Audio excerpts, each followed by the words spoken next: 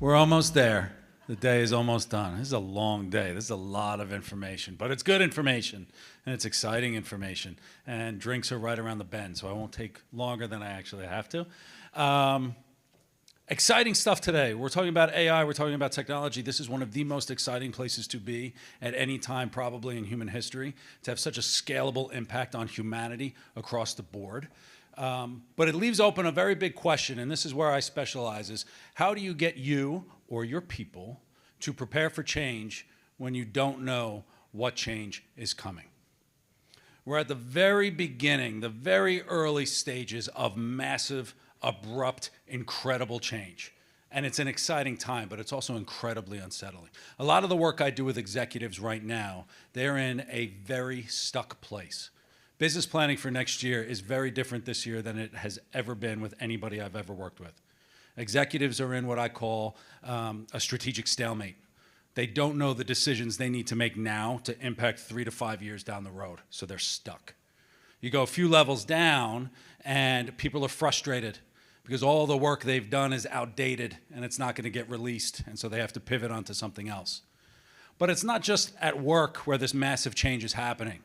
It's happening at home, it's happening in communities, and for the first time in history, we are being slapped around in every aspect of our life, and it's incredibly stress-inducing, it's exhausting, and we have this massive collective fear of being left behind. Now, you may not, because you're in the know, you know what's happening. It's a very exciting time, but humans are adaptable. And we've heard that humans are adaptable. And I always have to begin this because we give that kind of scary moment, everything's gonna be fine. But if we are adaptable, to be an active adapter, when we think about developing our people and what we're going to do with our people or where you're going to fit in the future, to be an active adapter rather than just a passive observer to all of this change, we have to shift our focus. We have to shift our focus away from the change. It's just a distraction. It's practically irrelevant. And we have to focus instead on the one constant throughout all change, and that's the person responding to it. In 2008, I was working in executive communications in the financial industry, which was the worst job. The word PR for the banks in 2008 was the worst job that you could possibly have anywhere on the planet. But I went through, it was a very stress-inducing time. Nobody knew what was happening. It was incredibly difficult. I realize now it was one of the most intense times of learning for me that I use today when I work with teams and organizations managing change. The executives I worked with ran a masterclass in responding to change. The executives who were successful, who survived 2008, who saved the company, the employees, the clients, the shareholders, they had done all their work in advance. They had belief systems in place. They had an executive philosophy. They were comfortable with the decisions they were making. They didn't know if the decisions were right, but they knew that they were making the best decision that they could at that moment. Those executives were successful. Those who did not do the work in advance, those who did not have an executive philosophy in place, very quickly became what I call victims of a down economy. I have no idea where they are now, but they're not in finance. I learned a lot from those executives, but it wasn't until I started to focus on my own personal struggles, my own personal challenges, where I realized I needed some kind of framework to respond to change whenever something hit. And I'm glad I did it because another big change hit, and that was a pandemic. So I can it worked. And I continue to do it every day. I'm going to give that framework today. But before I do it, I recognize there is no shortage of gurus, coaches, consultants, advisors, mentors, teachers, professors. I think that's all the names that they give themselves now. There's always something. Someone's got an idea. There's no shortage of people who are going to give you their theoretical musings on change management and how to manage change. But my challenge with them, and the challenge I have with a lot of the work they do, is that it just lives in theory. Just be yourself is not responding to change. Many people have not lived the challenges that they need to live to put a framework on whatever change that they're responding to. Because every individual's response to change requires a bespoke solution.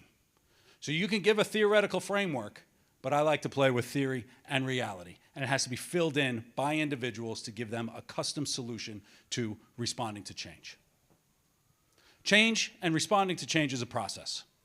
It starts with awareness. It's where we are now. Everybody's aware that change is coming. But once you're aware of change, you then have to prepare. And in preparing, we become learners. And when we become learners, we become wise. And that wisdom leads to the decisions we need to make when changes need to happen. When massive change hits, ultimately what separates the winners from the losers are the people who can make really effective decisions in that moment. So let's talk about preparation. This is not brain surgery, I promise you, but it works for me, and it's really impactful. And as you think about filling in your own gaps, or for your people to fill in gaps, this is what's really relevant today. 3 categories I put preparation into: physical, mental, anybody on the third? What is it? Social. Who said social? Very good. Yes. Physical, mental, social. It's my system. It works.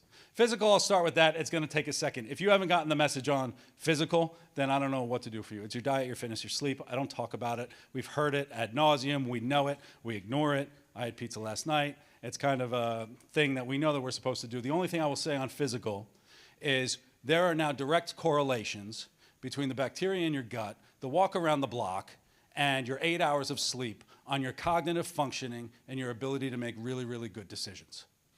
So skip it at your will. But physical wellness, it's a big thing, table stakes. I don't go into it, but I get into the fun stuff now. Mental and social preparation, which you can also call critical thinking and in-person social interaction, are your differentiators when responding to change. Let's start with mental. Often when we think about mental and critical thinking, we're focused on the external, what's happening to us. How do we think about problems? How do we think about the change that's happening? What's external and how do we fix that? Change is not something that we could fix. Change is a circumstance. There is a difference between problems and circumstances. Circumstances you can respond to and problems you can solve. Most of the things that we think are problems are actually circumstances that we have to respond to. So when we think about mental preparation, we're thinking about 3 categories: self-love, self-care, and a belief system. Jean-Jacques Rousseau wrote once in a letter to a friend, "How can anyone be satisfied in life if they are not satisfied with the one person they can never be separated from?" And that's where our response to change needs to start. It's with ourselves. Ethical philosophy states that by helping others, we in turn help ourselves. But I would argue that's backwards.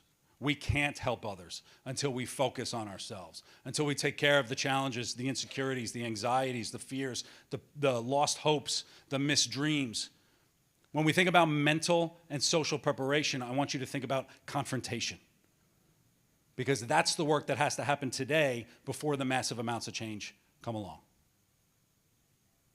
October 28th, 2018, I came back from the bar, and I told my wife I needed to quit drinking. It was the hardest part of my adult life.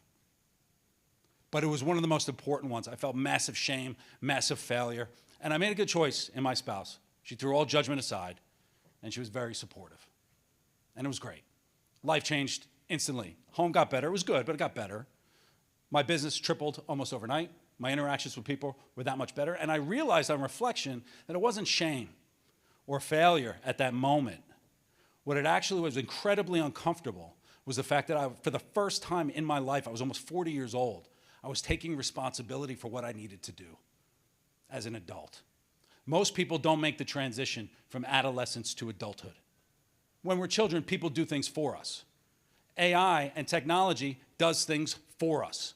We don't have to do anything anymore. Everything is done for us. We actually have to find struggles. We have to accomplish things. We have to put ourselves forward on these different types of things. And by taking care of those needs, we can then start to focus on who we are and how we respond, and that's the foundation of a belief system. A belief system could be anything. A belief system could be, do you believe in God? What's the best way to parent? Who's the greatest basketball player of all time? It's Michael Jordan. But beliefs are not truths. Beliefs are not facts. 99.9% of the things that go through your brain are beliefs, which means they're malleable. They can and should change as your environment continues to change. Can anyone tell me the definition of a question? Most people can't. I love the definition of a question. It's a request for information where you legitimately do not know the answer. When we ask ourselves questions, when we give ourselves this critical thinking process, we're often attaching to it judgmental statements, assumptions, some kind of limiting belief in terms of what's possible and what we're able to do. So learning how to ask questions, entering into what do I believe as a wide open question is a very difficult process to go through, but it's incredibly rewarding and it's incredibly fun. Once you build this philosophy, it's going to change as you interact with other people, which brings us to social preparation. In-person social preparation. Do not underestimate the value of community. There are 3 groups you need. You need a support system. I had my wife in 2018. It's never going to be more than, if you have 5 people in a support system, you're an incredibly lucky person. You need people around you who want the best for you with no strings attached. Outside of your support system, you need newbies. I call them newbies. New experiences to challenge your belief system, to make you question all of the things that you've been told. We've been trained since we've been children to be right. How do you shed that assumption that you need to be right? And then finally, number 3, you need micro-interactions to build self-reliance. You need to argue with the contractor. You need to have a nice interaction with a librarian or the bus driver to make us feel part of something bigger. Physical, mental, social. Those are your 3 categories in responding to change. Fill in those gaps as is necessary, and it changes for me each day. Each day I go for a run and I'm thinking about something different, about something is off. Is it on the mental side, the physical side, or is it on the social side? When we become learners, it's actually the only way to prevent stress. We can talk about sympathetic and parasympathetic nervous systems and all that other kind of stuff, but ultimately the only way to eliminate stress is to become a learner. I have a theory, and I don't have anybody who's proven this yet. Children are so happy because they're constantly learning. Adults are so miserable because we're supposed to have all the answers. When was the last time we learned something new? How do we become teachable in responding to change? How are we open to new experiences and asking ourselves the really difficult questions to challenge what it is that we think? One last story. Every year on the anniversary of quitting drinking, I go for a hike on Bear Mountain. If you're from New York, Bear Mountain's just up the water. It's an awesome place. It's an easy drive for me. It takes you about an hour to get to the top. And then I take a long, 2-hour hike through the woods to get back to my car. A couple of years ago, I went up, and it was a really difficult time for the business, and I was trying to think through things. And I finished my lunch at the top, and I was about to start my hike, and this guy stopped me and asked me to take his picture. And I know this sounds crazy. I know I've done crazy stuff in my life. I've done ayahuasca. I've done whatever. I do believe that I met my future self at that moment. He started talking to me. I'm not really an approachable person. I don't really kind of start conversations with anybody, so I didn't. He wanted a picture of him with his bike. He rode to the top of the mountain. He wanted to prove to his wife that he biked to the top of the mountain. And I said, okay, fine. Give him his phone back. And I try to walk away, and he just starts talking to me. I find out his name is Jim. He's 70 years old. He started telling me about how he quit drinking a number of years ago because it was impacting his life and his family. And he started giving me all the solid 5 minutes. I didn't interrupt anything. He just started talking and talking and talking and talking. But he ended it with something I needed to hear that day, and it's particularly relevant today. He looked me dead in the eyes, and he said, if you don't take care of the things that you need to do, and you're waiting for somebody else to do it, you're going to be dead in a box before it gets done.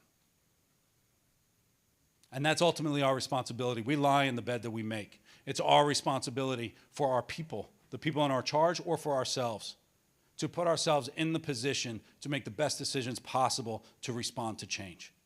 And it's a lot easier now, before the difficult times hit, than when the difficult times come. I'm going to leave you with a quote from Oscar Wilde in The Picture of Dorian Gray, which is a great book if you haven't read it. The aim of life is self-development.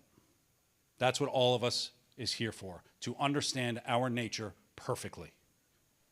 We have forgotten the largest duty we have, and that's the duty to ourselves. And so there's lots to think about on that. So I'm going to leave you with one question as you go. This is something that I ponder all the time when I go for my long runs, 10, 15 miles, whatever it is. One fun, interesting question to ask as you go off. What do you believe? Thank you.